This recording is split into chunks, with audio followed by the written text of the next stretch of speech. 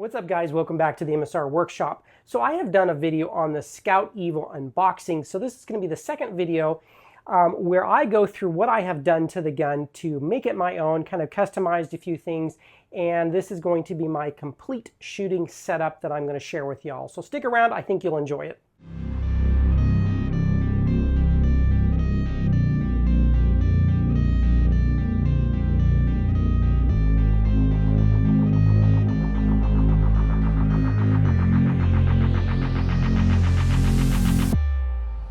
So what you see in front of you is a completely customized Skout EVO from Skout Airguns, and currently I am set up to shoot 177.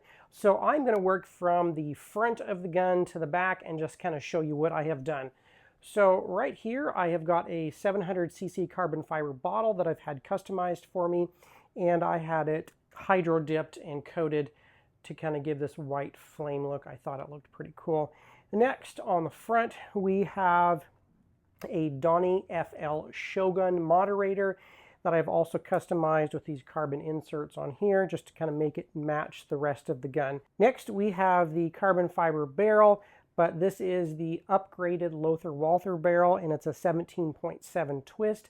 I have found that that has been the most accurate barrel that I've been able to test so far. I really like this. Now right below the tank I have got the Garmin Chronograph mounted up to just a side mount and to the bottom of the rail. This works really well, and then the gun can be portable and I can move it around, and I've got my chronograph here. So paired with the digital gauges, the chronograph is really an essential tool in tuning your gun. Next, we're going to look at our gauges. These are the standard gauges that come with the Skout right here, but I have got carbon fiber sleeves over them. That's genuine carbon fiber here. And on these gauges here, on both sides, I have upgraded them to digital gauges, and I have found that using a digital gauge really helps in tuning this gun. This gun is fairly picky on pressures. When you can find a pellet that shoots really accurately for your barrel, then whenever you have to degas the gun or fill it up or change it, you can monitor these pressures here. Really works well. Looking down here at my tripod, I know a lot of guys are using bipods. This tripod is super heavy duty, very robust. I mean, these legs on it are huge. And this is a Benro half ball tripod, and it's meant for like really heavy video equipment cameras that you're going to be doing low angled shots, where this has little bubble levels all over the place, really making it nice to make sure that you've got this good and leveled on your table. And you've got 4 rubber feet that will conform to the surface that you have this on. So if you've got a little bit of an uneven surface, this really flattens out and works really well. Mounted up top, we have the March Majesta 8-80 High Master scope. Love this scope.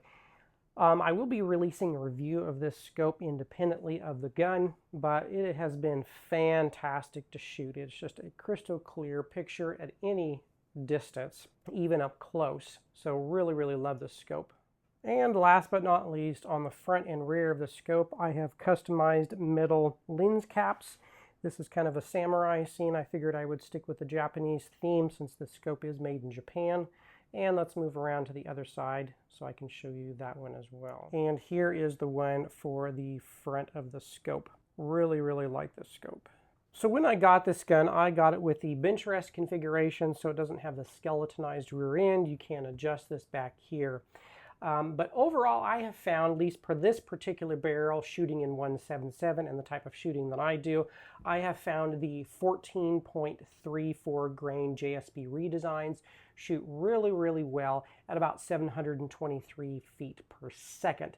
With this Lothar Walther barrel and this 1 in 17.7 twist, that combination has just been giving me repeatable after repeatable shots. So can't say enough good things about the Skout Airguns and the Skout company in general. Their customer service has been fantastic and has kind of walked me through this process. I have tried a lot of pellets. I've done a lot of tuning with this gun, and this combo so far has been the best that I have found for the 177 caliber. Now I also have the 30 caliber with the steel bull barrel that they offered for a little while, and that is a great barrel as well. I don't get to shoot that as much just because in my area that I'm getting to shoot, I don't have the distance. But can't say enough good things about this gun, so much so that I went ahead and picked up one of the Epics as well, which I'll be talking about in another video. But let's go out to the range and just do a little shooting and show you what this gun can do. So this is in my little backyard 20-yard range, and this is one of the targets that I shoot with at 19 yards with a bunch of guys, very precision targeting. So the goal of this particular target is, one, you got to put one inside the square without touching the wall, and the next one is you actually have to touch the 2 points of the triangles together. So very, very precise and precision, and if there was really much point of impact shift at all, you would not be able to accomplish this. Now, I am actually shouldering the back of the gun. The front is on a tripod, but the back of the gun is shouldered, so I could do even better if I had a rear rest or a sandbag. But even without those, you can see how good this is shooting. I believe I put 10 shots through this right here, almost all the same hole. And that's what it looks like when you connect the two triangles together. Now my next one, I pulled my shot a bit and I didn't do it. But each one of those is scored and we get 10 points for each one. And they actually score each one with a loop, which is one of those little magnifying glass things, just to verify that you touched both points of the triangle. Otherwise, you don't get the score.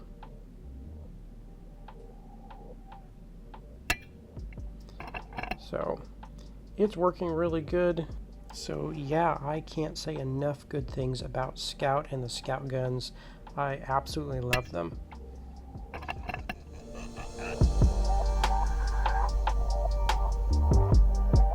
Alright guys, that's it for this video. I hope you enjoyed it. I really love the Skout platform. So a couple tuning tips on this gun. If you do have a Lothar Walther barrel, one thing that I have found is that barrel likes to be clean. And after about 50 to 100 shots, I do notice that I'm getting a little bit of point of impact shift. Also, obviously, you got to pay attention to your regulator. And if you start to drop low on your regulator, you're going to get a lower pressure and it's going to change your ballistic trajectory as well. But if you want to know more about these awesome guns or where you can get one for yourself, follow the link in the description below, or just give them a call because they are fantastic and they have answered every question that I have had and have really helped me along on this journey. Until next time, guys, thanks again.